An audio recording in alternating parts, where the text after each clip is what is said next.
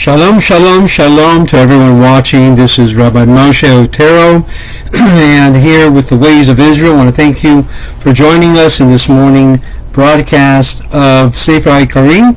We are now on chapter 27 of book number 3 of Sefer Haikkarim, and we're looking at the importance of intention in all of this, and we're going to take a look at Rabbi Albo's whole chapter 27. And he's going to get into this area of what we talked about yesterday. Intention becomes of great importance in this whole process of the fundamentals of Judaism. And thus we go into today's study. And in chapter 27, we're going to be reading and looking at Albo's perception that God requires the heart of one person in everything they do. Your heart, your feelings, your emotions, your whole entire inclination is important for God. And an important principles to bear in mind is this connection with the performance of the commandments is that it depends upon the intention. As the rabbis say, God requires the heart. One may therefore perform many commandments without any benefit at all, or at least without enough benefits to realize human perfection in all the appreciable parts thereof. On the other hand, one may observe one commandment and succeed according to his intention in the performance thereof, and acquiring a great part of perfection, one more than the performer of many commandments. Since therefore the intention is the important thing, it follows that all the commandments of the Torah, together with positive or negative, are a means to attain human perfection, or a certain degree thereof. If they are done with a proper intention, a man attains eternal life not only by doing good deeds. The soul's perfection is attained by also abstaining from evil deeds. In other words, stop doing the evil act. And this can be done by or through the fear of God, Yirat Shamayim. This is proved as follows. The Torah says explicitly, and walk in his ways. From this we see that walking in God's way is the very essence of man's service to God, or of God. Now we find that the psalmist explains that he who refrains from doing evil for fear of God is called one who walks in the ways of God. Happy are they that are upright in the way, who walk in the laws of the Lord. The meaning is, happy is the mass of believers who are described as upright in the way. They do not seek to be clever or to clever in their relation to God, but follow the law of God with simplicity. Then he explains that those who walk in the law of the Lord are those who keep the commandments with the intention of the heart. Happy are they that keep his testimonies. They seek him with his whole heart, and to obviate the idea that only is described as walking in the ways of the Lord and keeping his testimonies, who keep the entire positive commandments, and that a negative commandment cannot be conceived as bestowing perfection upon the soul. He adds in the sequel, yea, they do no uprightness. They walk in his way.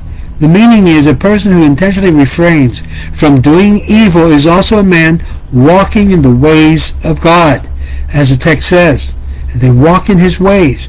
The rabbis also say if one refrains from committing a transgression, he rewards as if he had performed a positive commandment. It may also seem strange that a person should be able to acquire any perfection by sitting idle and doing nothing, but the rabbis seem to be opposed to it. For in commenting on this verse, who is the man that desires life? Keep thy tongue from evil, depart from evil, and do good. They say if you think that you can win life by indulging in sleep, the text emphasizes and do good. From this it seems that the good deeds are necessary if one is to merit eternal life, and that the good which is reserved for those who fear God is expressed in the verse, how abundant is thy goodness, which thou hast laid up for them that fear thee. It is this goodness which is referred to in the verse. Who is the man that desires life and loveth days, that he may see good therein? The answer to this is that, to be sure, if a person sits idle, he's doing nothing, he's just lazy, does absolutely nothing, he cannot in this way acquire any perfection. But if the temptation to commit transgression comes to him, he refrains from committing it for the fear of God. He merits thereby eternal life, as if he had done a good deed. In other words, just by restraining from doing evil or a bad thing. In this way, all prohibitive commandments to the Torah gives perfection to the soul. Thus, if a person does not eat swine's flesh, and believe me, this is sometimes for some a big temptation, because he has other things to eat, because he does not like swine flesh, he does not deserve any reward. But the idea is, yes, I like swine flesh, but I'm not going to eat it. But if he has a desire to eat swine flesh, or if he has nothing to eat, and swine flesh is given to him, and he refrains from eating it because of the fear of God, in order to fulfill God's commandment, does not eat it, though he is hungry and eager to eat it, such a person is deserving of reward.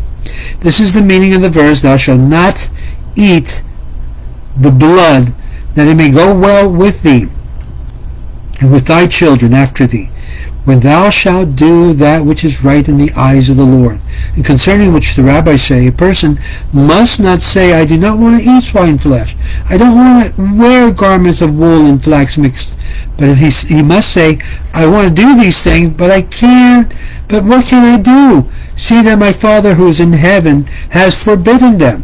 This shows clearly that a person deserves merit for refraining from transgressing a commandment only if the opportunity is present and he refuses through the love of and fear of God, and not for any other cause. And let's apply this in today's world that's full of immorality.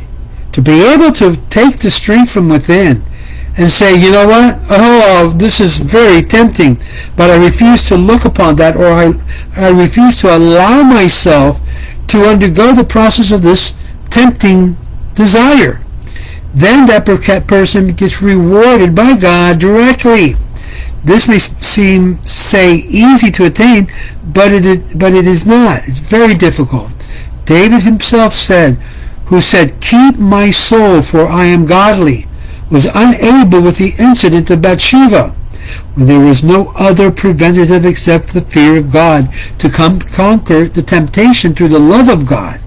But to refrain from doing a wrong act for the fear and love of God is equivalent to doing of a good deed in the proper manner with the proper intentions. It is in this manner that negative precepts it gives perfection to the soul by not being performed, or as the positive precepts gives perfection to the soul by being performed. The rabbis explained this in the treatise of Makot. Rabbi Simla held in the following discourse, 613 commandments were given to Moses on Sinai, 365 corresponding to the days of the solar year, 248 corresponding to the number of the organs, the limbs, in the human body. The passage endeavors to explain that the Torah is prescribing the particular numbers of precepts intended to show how it's possible to acquire perfection by means of negative precepts as well as by means of positive precepts, though they are the opposites, for the positive and the negative precepts are without a doubt opposites. Now I'm going to bring it down a little bit of what Rabbi Albo is saying to down-earth today's problem, even with issues of not only immorality, sexual issues of men having adulterous relationship, or just going about and just going crazy with the opposite sex, but even with those who are dealing with issues that are prohibitive commandments in the Torah, that a man shall not lie with a man as he does with a woman. These areas are areas in which the person who's dealing with those impulses ought to be able to say, look, I can do it, but I would want to, but I'm not, because my Father in heaven has said no. And therefore, by the love of God, to keep the commandments of which God prescribed, they will refuse to do those things that in their internal makeup are pushing them to do so. And thus they are rewarded when they overcome such temptations. The number 248 of the positive commandments, corresponding to the numbers of members in the body, indicates that as the members of the body, by their actual existence, give man perfection, nature intended for him to be an animal being, so the positive commandments give man the perfection intended for him as a human being. If they actually carried out in practice, not if they are merely the subject of knowledge and belief. The 365 negative commandments corresponding to the days of the solar year indicates that these commandments are given perfection to the soul, though they are not actual existence. Time is not in actual existence, for the past is no longer here, the future is not yet, and the present is merely the now which binds the past to the future.